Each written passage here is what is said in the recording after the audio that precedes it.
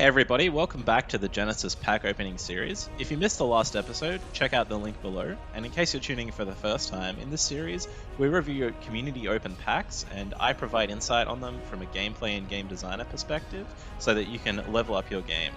So let's check out some packs from the community. So, our next pack.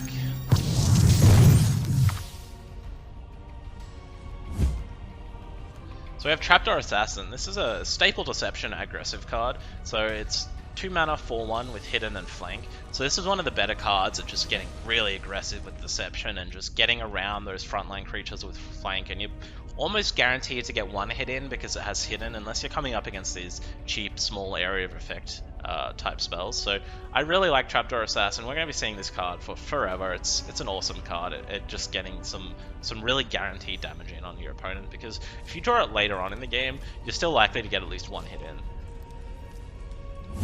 Valkyrie Heartsworn. So this is a 1 mana 3/1 Viking card with raw, give a friendly Viking health +1. So very important card to Vikings. It's quite a good stat line, so it's essentially a 1 mana 3/2 if you have a Viking on the board, which is a very good stat line early on. And I'd be putting this in pretty much every Viking deck, especially the more aggressive ones, which Vikings tend to be.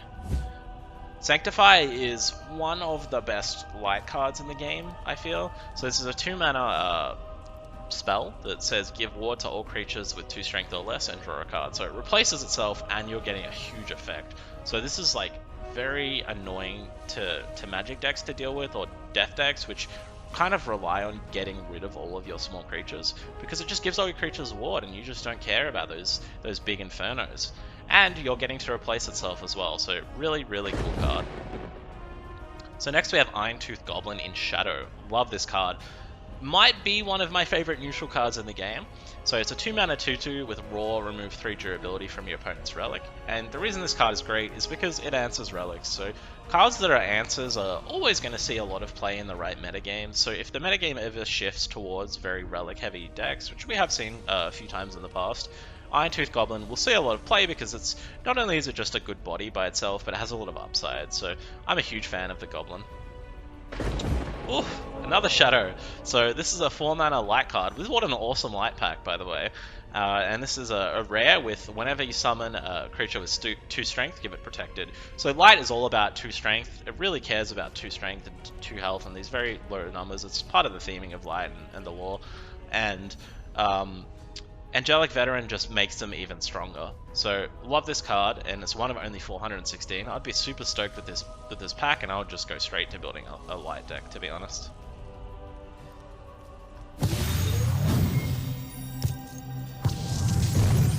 Cool, so with our next pack, our first card is Mana Thief. This is a rare deception card.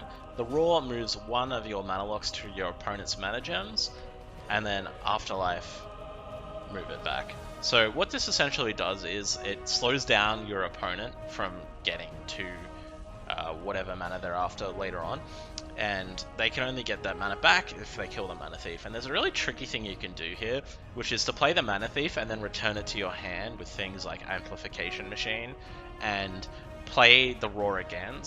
So your opponent is actually only getting one of the Afterlife effect triggering, which is really interesting. But yeah, Mana Thief is an awesome card. Very tricky card too, so it's very hard to use. Annoying Combatant is a powerhouse. It's a 5 mana neutral card with frontline, and it basically just slows down those aggressive aggro nature, maybe light decks with a bunch of small creatures that only have around 2 or 3 health and really want to be attacking you rather than a frontline. So Annoying Combatant is just a very staple card that we'll see around for forever.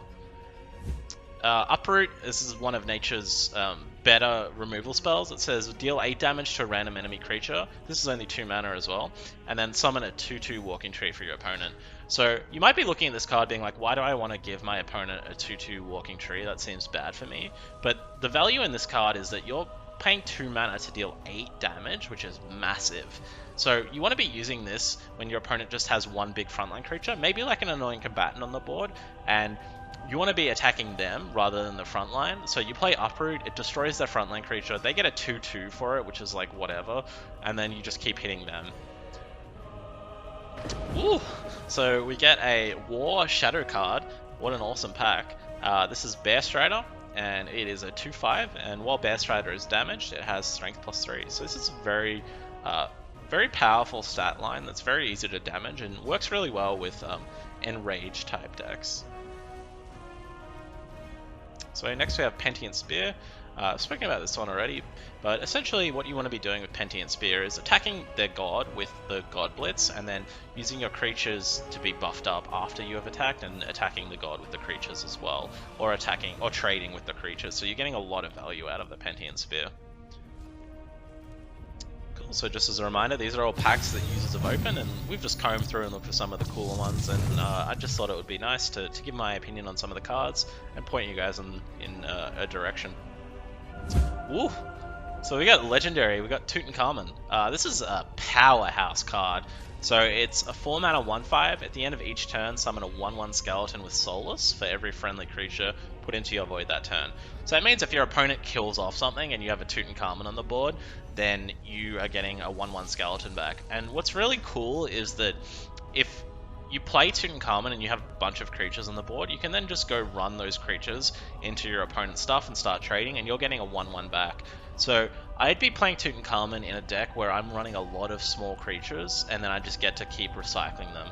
Very powerful card. Rolling Watcher is an engine card, so engine cards get better over time and really accelerate kind of almost exponentially. I know that Rolling Watcher in itself isn't exponential in that it gains a set amount each turn, as it says at the start of each turn, Rolling Watcher gains 1 strength, but the way that numbers work in card games is there's a lot of really important breakpoints. So for instance, 3 damage is, you know, quite a lot worse than 4 damage, even though it's a one damage difference. So Rolling Watcher gets super out of control really quickly if it's not dealt with. Love the art on this guy as well, and I think that if you're playing Rolling Watcher, you want to be playing a lot of big frontline creatures, and you want to be protecting the Rolling Watcher so you can get to those really strong breakpoints. So next we have Recursion, and this is just such a high value card, especially in Magic Mirrors. So it says 2 mana magic card, add 2 copies of a random spell from your opponent's void to your hand. So if you're in a Magic Mirror and your opponent has played Ratify, for instance, and you play Recursion and you get 2 Ratifies back, that is insane value for you.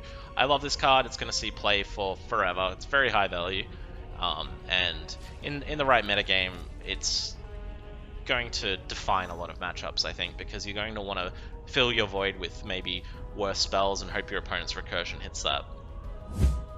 So Sit Down is an important combo piece that combos very nicely with Light's Levy. It's a 1-mana light card that says set a creature's strength to 0 at the start of your next turn, and then set a creature's strength to 0 at the start of your next turn, set it to its base value.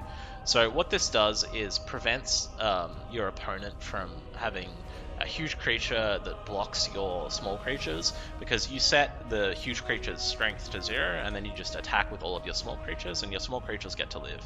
Or you can use it with Light's Levy, so you set that creature's strength to 0 and then now it's in Light's Levy range and you use Light's Levy and take it. So very important combo piece to light cards. So next we have Prodigious Armorer. This is another engine card that gets better over time. It's 3 mana with backline, and at the end of your turn, give health +1 to a random friendly creature, and also has 2/3 of stats. So really, when you're playing this card, it's really 2/4 of stats for 3 mana, which is okay. It's pretty decent, but it also has backline, which makes it maybe better than decent. And then the next turn, it's even better, and then it's even better and even better. So this snowballs out of control very fast, and if your opponent doesn't deal with this, more often than not, they're going to be losing that game. Thanks so much for watching, everybody. Please visit our Discord if you want to share some packs that you've opened yourselves, or if you have some really cool stories about packs you've opened, please just comment below.